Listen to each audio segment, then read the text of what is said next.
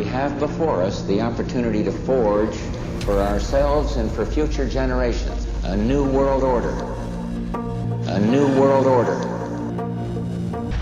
Child sex trafficking. The deep state is trying to destroy Donald Trump's presidency. Loose the battle plans of heaven. It's all about control.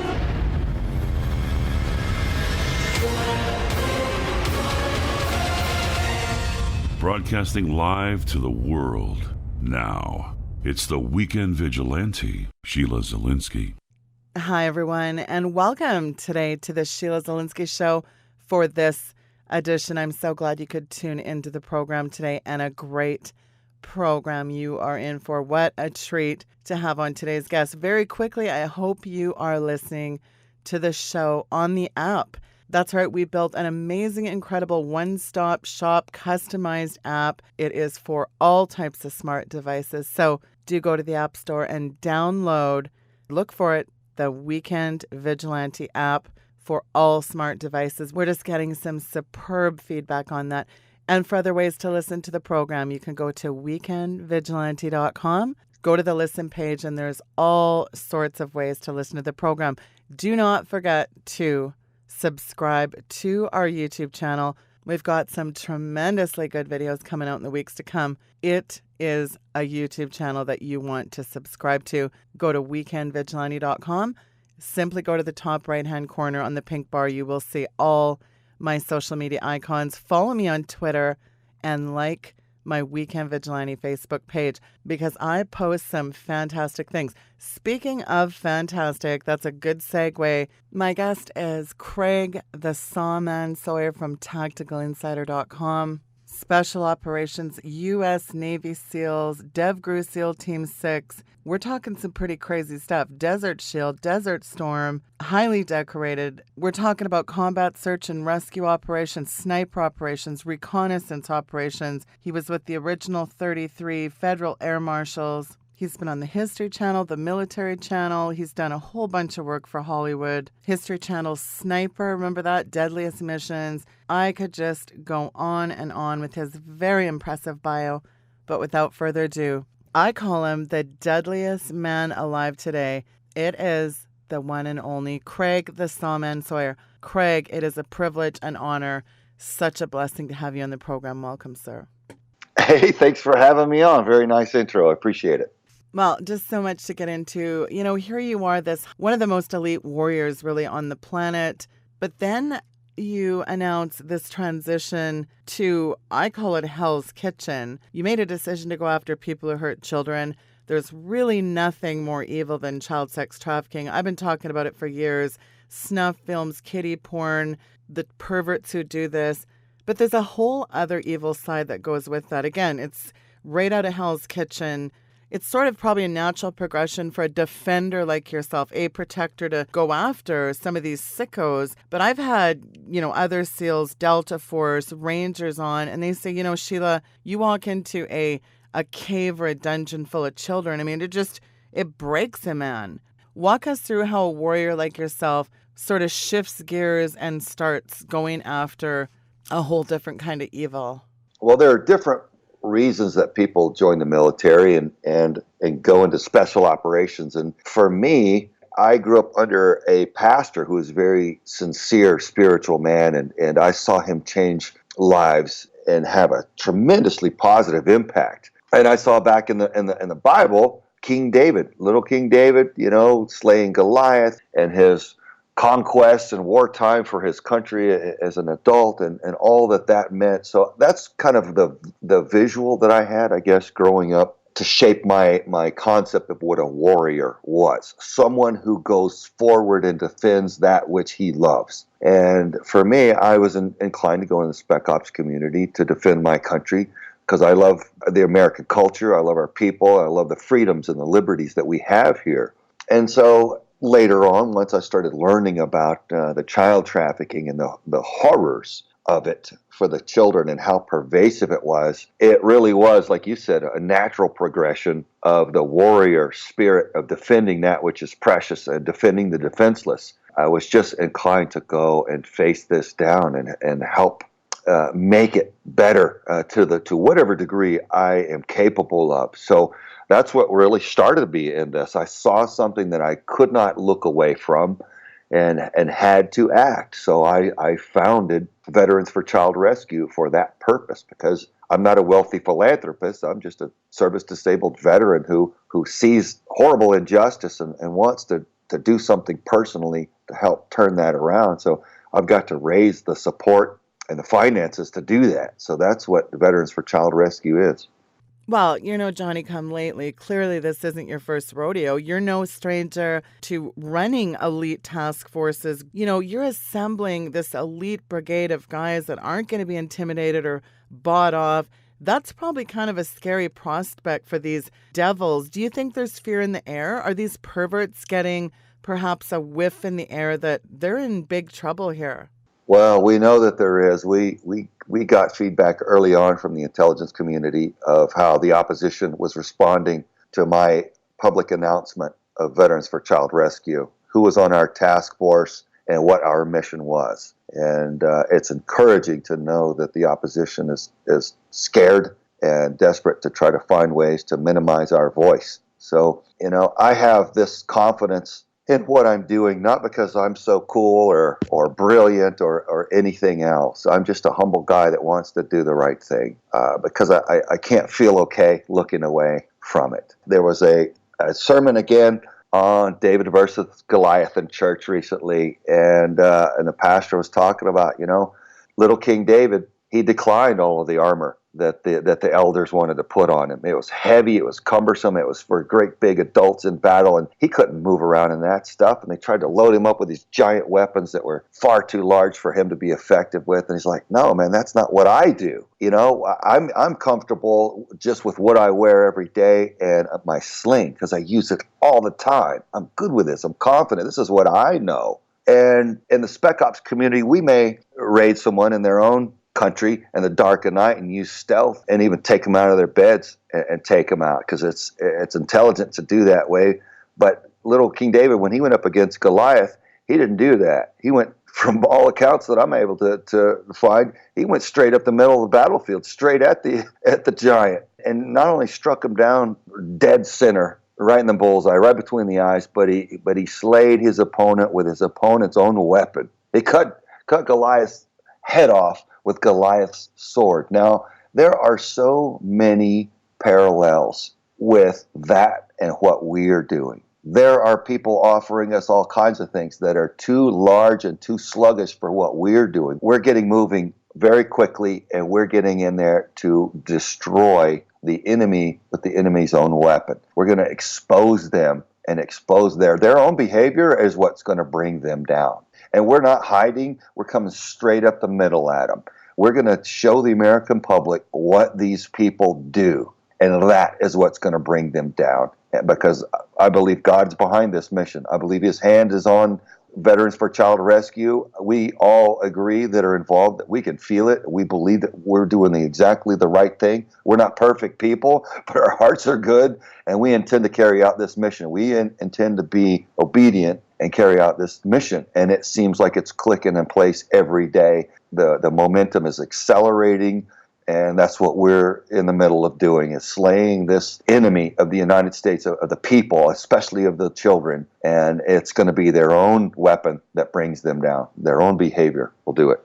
Yeah, absolutely. And I think that's a really, really good analogy you bring up, because here you've got this best trained army of all of Israel. These guys are shaking in their boots, and yet a little ruddy teenager, he looks across the field and says, "Who is this uncircumcised Philistine that mocks my God?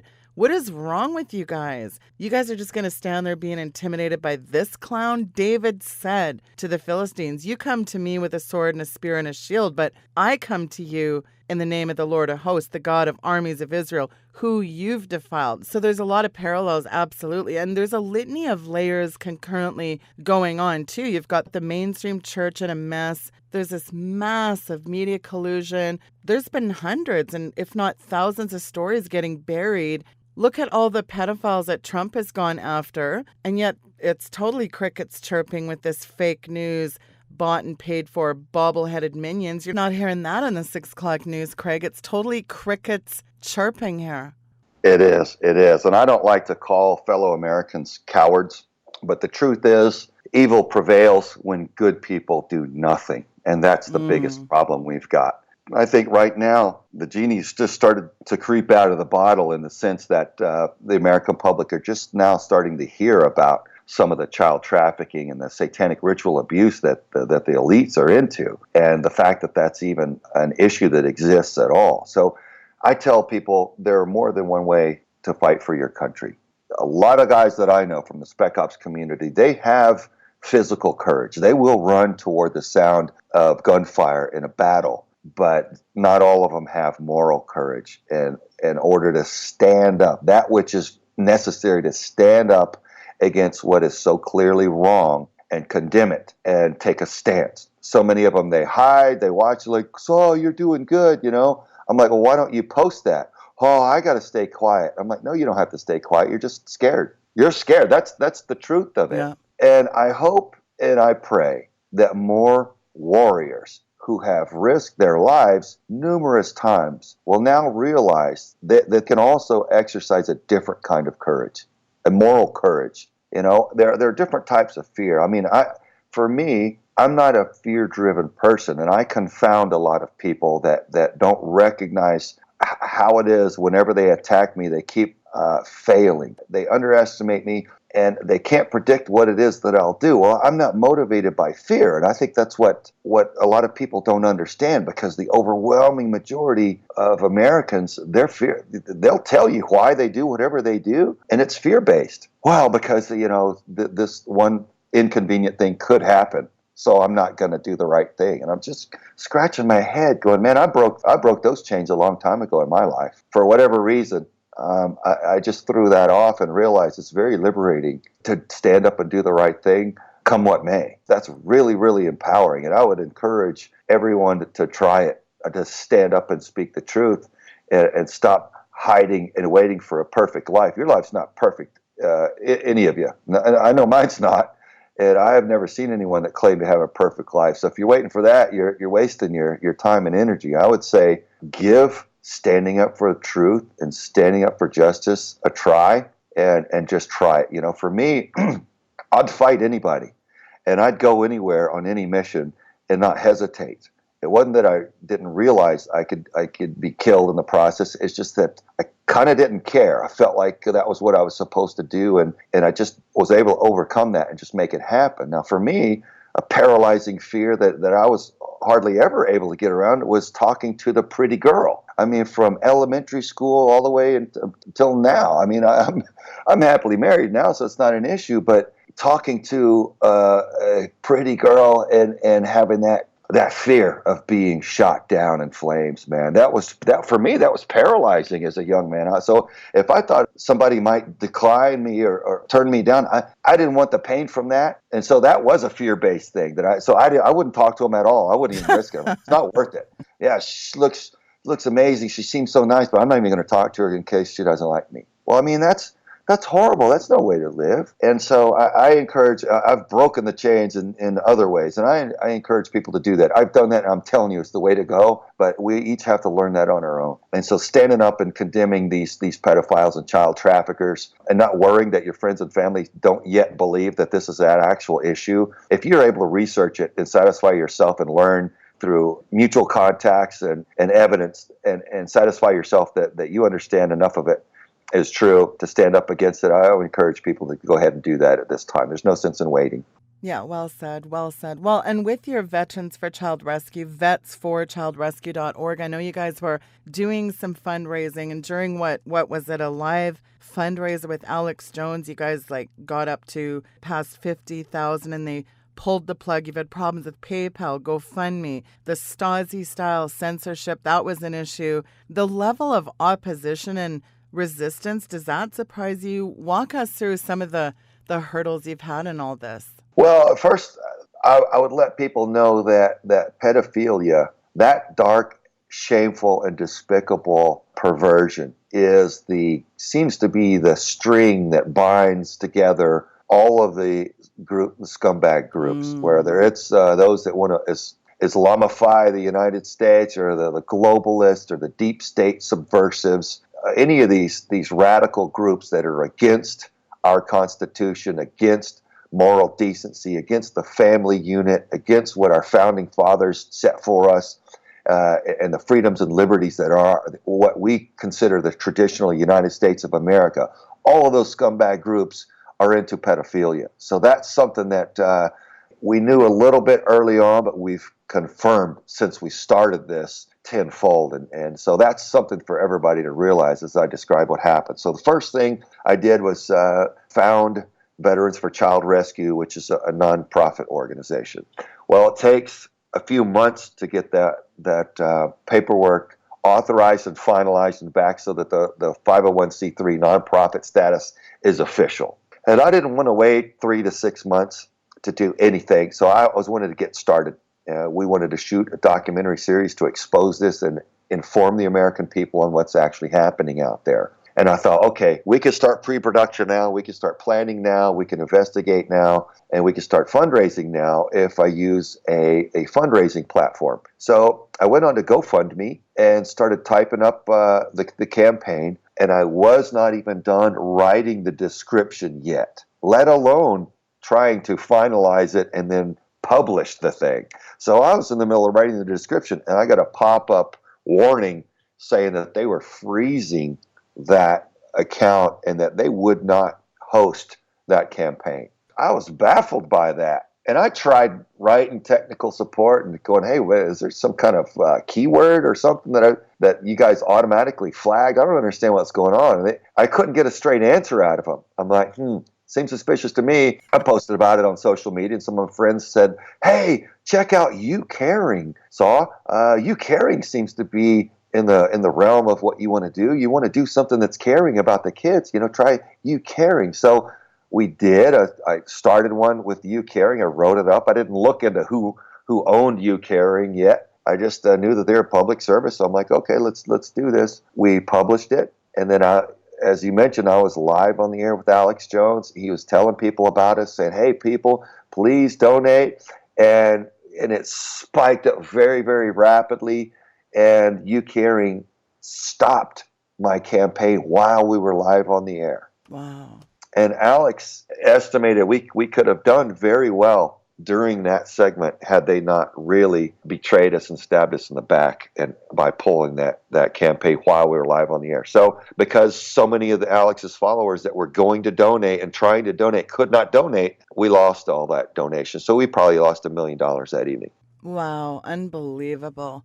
All these billionaire weirdos, just like PayPal founder Peter Thiel, he admitted on record that he drinks children's blood. I just recently did an expose on that, whether it's drinking blood sacrifices, this whole quest for immortality with the billionaire club. Even Ray Kurzweil, Google's engineer, he's a poster boy for this transhumanism movement, becoming immortal. They're into some weird, sick, satanic, sacrificial type. I look at the cannibalism alone. Cannibalism's trendy. I mean, a lot of these sick, twisted billionaire weirdos, they protect each other's back. This convergence of cover-up and collusion, does that surprise you at all in this? The collusion surprises me. Yeah, the cover that they provide for each other does surprise me because it has been so extensive. So extensive. I mean, I'll continue that. So when I was live on the air with Alex Jones, his staff asked You Caring, what's your reasoning? And they couldn't come up with an answer because I told Alex, I said, let's challenge them on it because I guarantee you they can't come up with an excuse. And sure enough, they could not. And then later, people researched them and found like, oh yeah, it's like some Middle Eastern guy out of San Francisco that owns and runs it. So no wonder he's good with child rape. Let's look at San Francisco. Look at the culture there and what they condone. It perplexes me that they won't stand up for the children who are being tortured and raped. It baffles me. What's wrong with those people? They've just lost their minds up there. So, let alone the Middle Eastern culture of child rape, that's part of what they think is normal and owed to them. That's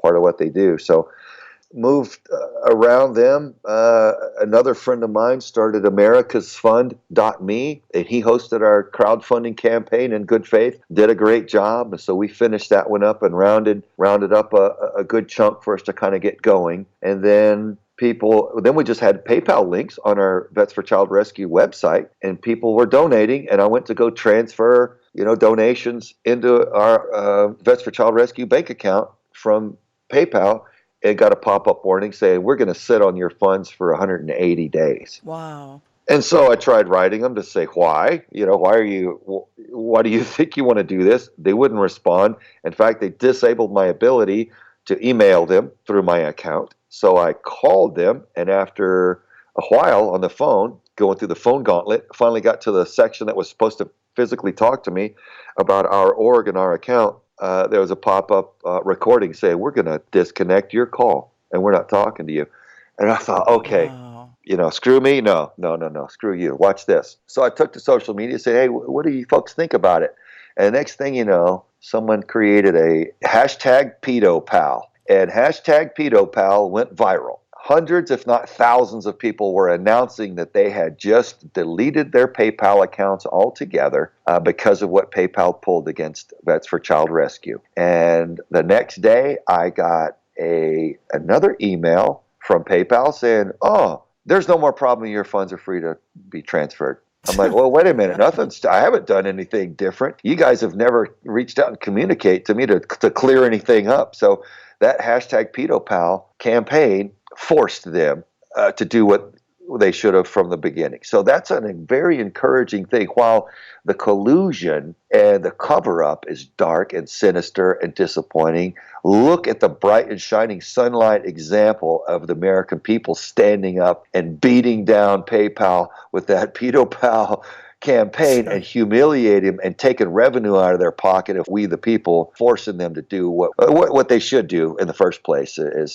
just do their job. So that's pretty encouraging. So when people tell me, Craig, this is a pretty dark subject, how do you deal with it? I'm like, man, look at the overwhelming majority of the good people who are standing up with us against it. That's the encouraging part. That's the inspiring part. So I'm starting to get stoked about this thing. I realize all the hassle to come through it, and I'm okay with all that. So this is going to be some good things, and we're excited about the outlook and what it is that we may be able to do for the kids in the future to make it a brighter, happier future for them, to make it very difficult for these child traffickers to put more children into this in the future, just to change the entire face of this battle, make it almost impossible for child trafficking to continue, at least here in the United States.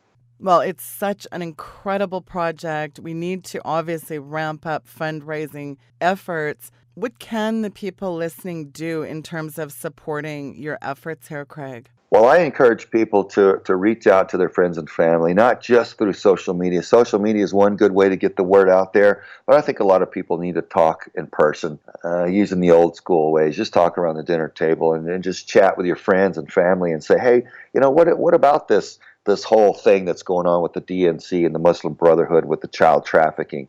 What do you think about that? Do you know about it? And what about Wasserman Schultz and the Awan brothers and the recovered laptops and all the obstruction of justice that's gone on throughout the DNC and all the upcoming prosecutions? What do you think about all that? And have you heard of Veterans for Child Rescue? I mean, just get the word out there. Let people have a look at us and see what it is that we're doing, because I think spreading the word is really a big part of the dynamic. People don't necessarily know that we're here yet. This is a new organization, although we've got a lot of retired senior officials from different intelligence agencies and federal law enforcement units and Spec Ops counterterrorist units.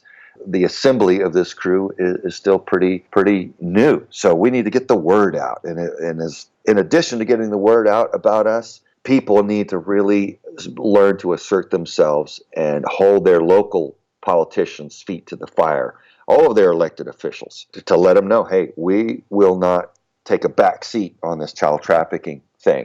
You will crack down on it, or we're going to replace you with someone who will. And we saw... I think we by my interpretation, we just saw the president do that with the AG, Jeff Sessions. Yeah. I think President Trump made it clear to the nation that he wasn't happy with Jeff Sessions, and Jeff Sessions was failing him and not stepping up and going after all these crooks. And I think the AG got the message and said, "Sir, yes, sir." And what I expect to see a can of booty whooping being open right now. I think we're finally going to start getting aggressive on these crooks there in D.C. Well, and you know what I get a kick out of, Craig, with this new transgender policy with Trump? It's like, oh, where were all these liberal lemmings for years and years that Semper Fi, gotta die, spat on military recruiters at college campuses, and now all of a sudden they're big proponents of military, right? Yeah, well, none of us have any right to serve in the military. That's right. There's no right there. The military is a war machine to defeat our enemies. That's its only purpose. And if we are not individually capable of meeting the requirements, then they don't need us. And that's just the reality of it. Just because someone's feelings get hurt doesn't mean that the United States should change its policy, especially on the war machine. That's live or die. There's no place for social experiments. Shame on Obama for the damage that he caused. He humiliated and demoralized our military for 8 years with his weakness, his incompetence, and his foolish policies. He caused incalculable damage. And so I think overwhelming majority of the troops are probably cheering right now that we're going to stop the foolishness. It's not about hating anybody that's a certain flavor or anything else, but I mean, sometimes you have to just get real. You know, my wife says, hey, if you don't understand what's between your legs, you got bigger problems than serving in the military. Yeah. You need to figure yourself out before you can serve others, you know. No, that's true. I agree. And I think that, I think of my grandfather, he stormed the beaches of Normandy and, 18 years old going into that, and how the dynamic has changed just, Craig, with men, whereas, 18-year-olds nowadays, they need a safe space, forget D-Day invasion. And so men have just really become effeminized. And, I can't imagine, I was trying to visualize Craig Sawyer, here it's Craig, put on a dress, we're going to give you some transgender training. I mean, I don't think that would have flew in Navy SEAL combat even 10 years ago, would it? No. As far as I'm concerned, that's not a lawful order. It has nothing to do with increasing my ability as a warfighter. So I would have declined. I would have respectfully refused that order. That's what I would have done. So I don't fit in everywhere. I thank God that, when I went to DevGru, they didn't ask me some of the questions that they asked some of the recruits there, some of the applicants, if I was willing to do a lesser job or something like that, because I would have declined. I would have said no. But I think, based on my combat action, Desert Shield, Desert Storm, and other performance, they knew what they wanted me for. So, but we've got to stand up for what we believe. I found that even in film and television, a lot of soulless entities work in the entertainment biz, and I get offered entertainment productions opportunities that I don't believe in, that I think are counterproductive to the American people, and so I'll decline those. And while it's painful to do without the money, it's healing for my soul to know that I stood up for what was right and that I will have no part in those things. And it disappoints me when other people look at me crazy, like, I can't believe you did that. And I look back at them like, I can't believe you wouldn't stand up for, it doesn't matter how impressive you are with other ways. If you can't stand up for what's right, what are you? I teach, when I do public speaking, I talk about leadership, and I've seen little girls exhibit strong leadership. And I've seen grown men who were big, burly, look like they were just dripping with testosterone, act like complete pathetic cowards in the face of choosing right or wrong. Leadership can come from anyone. We all have the ability to do it. It's just like anything else in life. It's a decision. Life's an accumulation of our decisions. So I think, again, I don't want to sound like I'm preaching, but, not that I'm a genius or anything, but I have found that whenever I stood up for what was right, man, I felt better. And it gets easier every time. And I would encourage anyone to try that out and follow it. See if you can't prove me wrong, man, because I'll never go back. I'll never go back. Just, it feels right, and good things are bred from it. So everybody stand up. Well, speaking of encouraging others to stand up, you've teamed up with my friend Russ Dizdar. I said on a show weeks ago, you have a powerhouse spiritual warrior teaming up with a physical warrior. That is a match made in heaven. Talk about what you guys will be doing together. I know you guys have an event coming up in November. Talk a little bit about you teaming up with Russ Dizdar.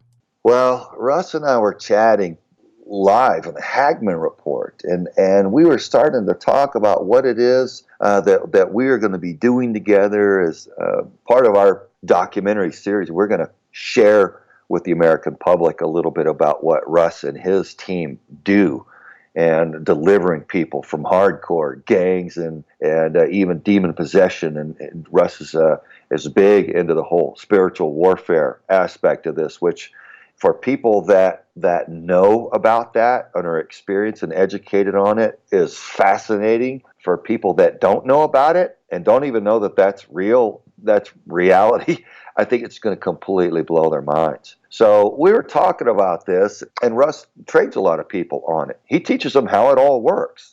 He trains up other Christians on what their authority is and how all this works between good and evil, and when nothing else makes any sense. And we just realized, hey, there's a joint training thing that we can do, because people talk about, hey, it's great that you got Russ on the spiritual warfare side and you got Sawman on the Spec Ops and all of that. So it's this is a pretty powerful union. And so Russ came out with it. He's like, you know what? Let's just put together a big event where we screen all the people. We get good Christians in there. We train them on a lot of this spiritual warfare stuff, on how it all works, so how you can be more effective in that, and have Sawman there to train them on the other side of it, and on the physical side, the counter surveillance, the counterintelligence, and the physical security side of it, and that kind of thing.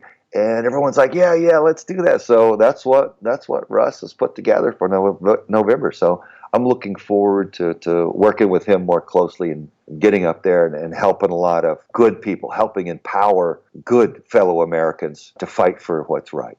Amen. Well, you almost can't separate the spiritual piece of this. And there really is not a political solution for a spiritual problem. But at the core, I think when you really dig down deep into what this is, I mean, whether you have atheists listening or not, I mean, this is just pure demonic evil, isn't it? It really is. It really is. I've had people describe it as evil who aren't even religious. And the people that are going and seeing these raids and recoveries saying, man, this has got to be the forefront of the battle line between good and evil. It really is. And what we're talking about is the satanic ritual abuse side. When you've got some low-level crack house people who may just be insane, or they're perverts, and so they're abusing children in some way or having sex with children. But then you've got other people middle-class folks that are into that, and who knows of the different ways they get online and surf, and there's even the rape by proxy where they can swipe a credit card here in the States and somebody over in the Philippines will harm a child however they dictate live streaming. That's evil too.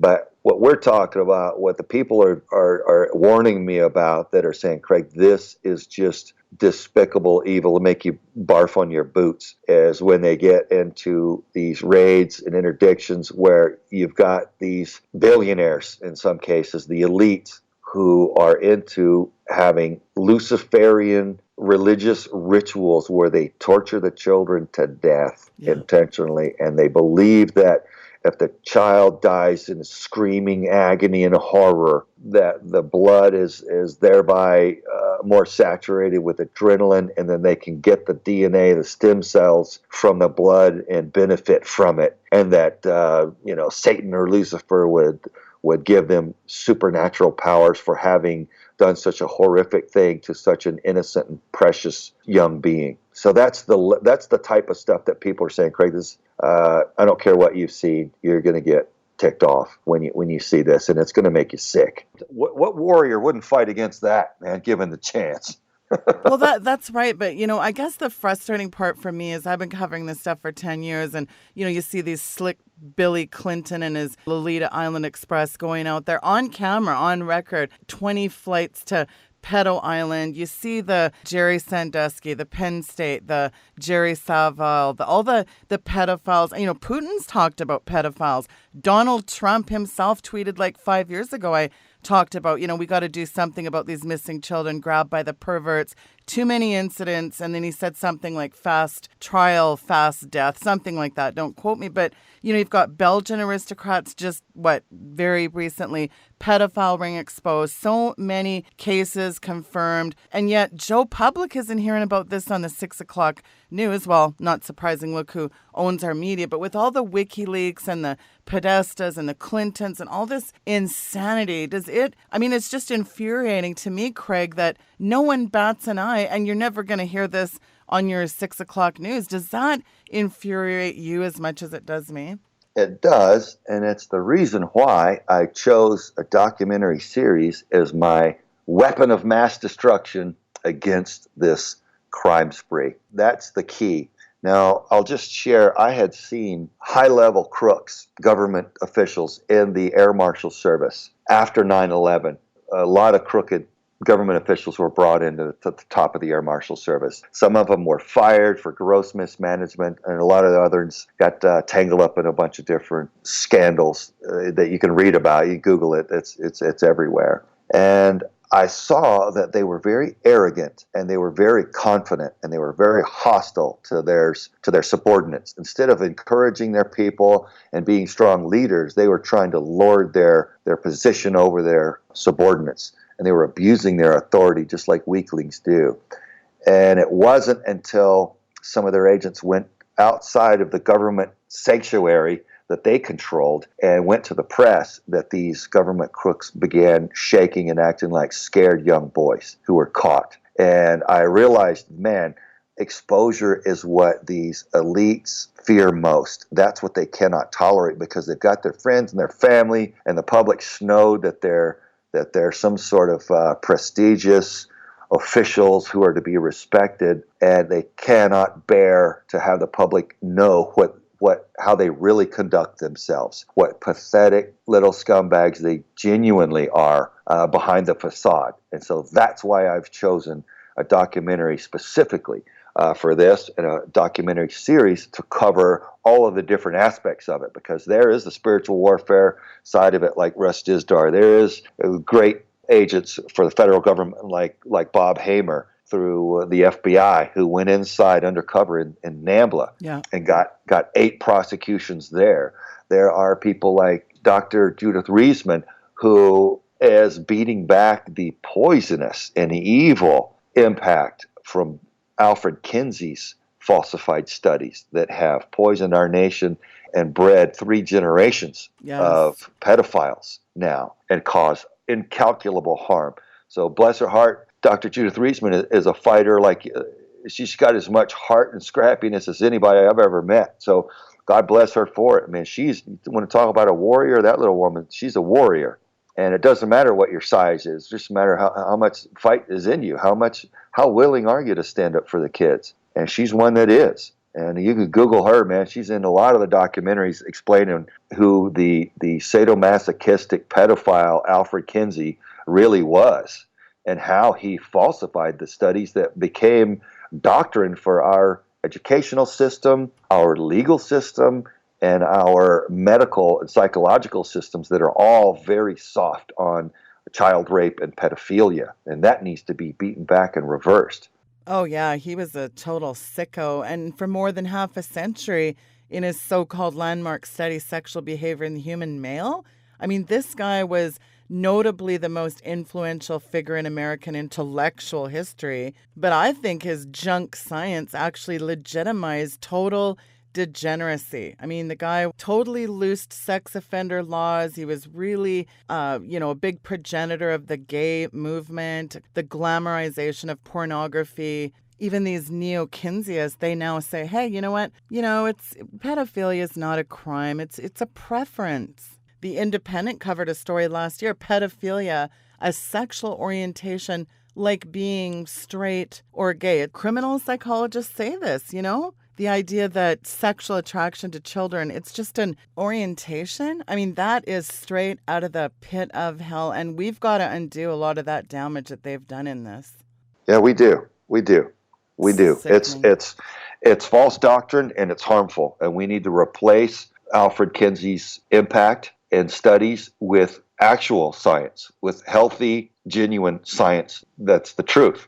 Because what he did is he falsified all the studies to match his own sick preferences for raping children, to make it okay. And so that's what people who on the liberal side feel like, well, that's enlightening. Now we know that they think children are sexual from birth. Well, no, they're not. Their minds don't understand it. They can't advocate for themselves against a full-grown adult. They're not capable yet. And it shatters their psyche and causes them emotional and psychological harm throughout their life, period. And a lot of people don't realize that because Kinsey falsified his studies. And he counted jerking or screaming or crying as orgasm for children when they were being raped. Yeah. So that's how sick and how wrong his studies are, and it needs to be abolished. It needs to be disavowed publicly and purged from our national system. Absolutely. Couldn't agree more. Well, Craig, in the waning moments, tell folks how they can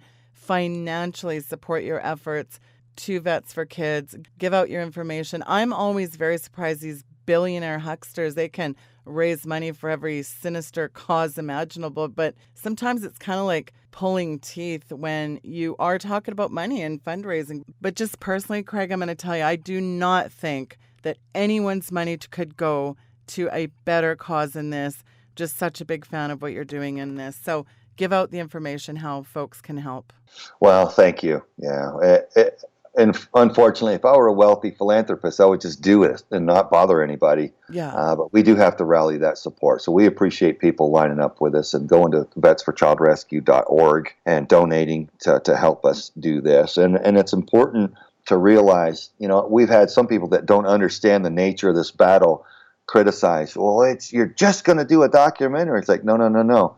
Not just. We're going to hit them right between the eyes where it hurts them most. This is what changes the entire tide in this battle, because the American public are having this done under our noses, and most of us are not witting to the fact that this is even a problem. And by alerting the American public, by educating them on the fact that this is real, how it happens, and what they can look for to interfere, intervene, interdict, intersect these child trafficking operations and put a stop to it, we can create a non-permissive environment out of the United States for child trafficking. And we can make it almost impossible for this to happen in the future. So that's the big guns. That's the big nuclear weapon that we can bring to bear. That's why I chose, when I did an assessment of what it is and what positive effect can I have on this, that's the biggest, most powerful, life-changing weapon that I could bring, is that exposure piece, and just pound it into the American people and show them we have to circumvent the gatekeepers of the big Hollywood establishment, the mainstream news media, because look at, again, like you said, look at who owns them. The top execs, all of the six entities that own our news media are anti-American in their political outlook. Their anchors attack our president, who's defending our Constitution. They attack him 24/7, no matter how well the economy recovers. The Dow's way up, the employment is way up, jobs are returning, unemployment is down. I mean, by all the statistics, everything is getting better, but you would never know that if you turn on the mainstream news media, because they have an agenda. And big Hollywood, we knew not to go pitch this to any of the big execs, because we already know the pedophilia culture there, and not to get a straight answer from people with weak morals like that. And, from working on dozens of productions, I'll tell you that Hollywood execs are not honest with you for the most part. And if they don't choose you, if you work with them for 6 or 18 months on a part, if they choose someone else, they will never, ever give you the dignity or courtesy or respect of calling you and letting you know that they've chosen someone else. Mm-hmm. They let you spend the rest of your life wondering what happened or whether or not they're still going to call. And so that with that kind of weakling, in the hearts, that kind of moral weakness in the hearts of a lot of these execs. Well, no, we don't expect any help there. We've got an avenue to bring our production forward as the battlefield changes, as a lot more of these DNC and Muslim Brotherhood arrests happen, the convictions happen, the story gets hotter, and it becomes lucrative to air information about it. We expect some of these Hollywood studios and networks will kind of change their tune because they'll have to get in on it to keep from losing their shirt to others.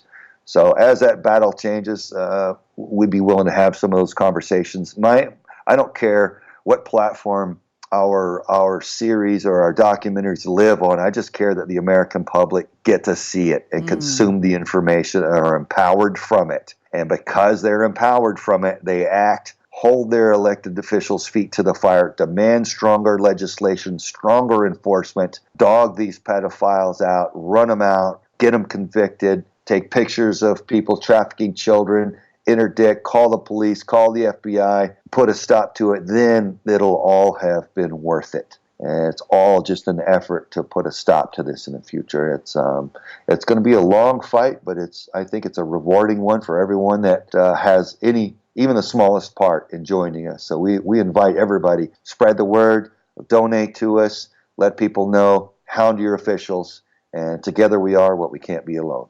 Well said. Well said. While you're talking about Hollywood, I got to throw this in there at the end. I'm going to let you steal a phrase that I came out with. I coined this phrase. I'm going to let you borrow this because I beat up on Hollywood a lot. So here you go. Helly weird is what I call it. Yeah. You're welcome to borrow that. Weird industry. There are good people there. Thank God. They're all up and down the chain.